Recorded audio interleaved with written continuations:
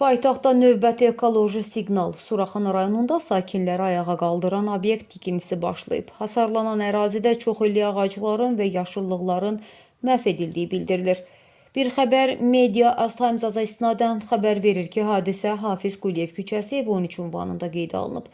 Sakinlərin sözlərinə görə yaşıllıq zolağı qəfil hasar alınıb və tikinti işlərinə başlanılıb.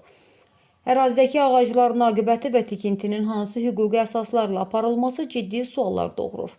Vətəndaşlar bildirir ki, məsələyə dərhal müdaxilə edilməlidir. Suraxanı və Bakı Şəhər İcra Hakimiyyətləri, Dövlət Şəhərsalma və Arxitektura Komitəsi, həmçinin Ekologiya Nazirliyi ərazidə təcili araşdırma aparmalıdır. Tikintiyə icazə verilibsə, bu hansı qanunla tənzimlənir? Yaşıllıqların qorunması qanunla təmin edildiyi bir vaxtda ekoloji terrora göz yumulması cəmiyyətdə haqlı narazılıq və etiraz dalğası yaradır.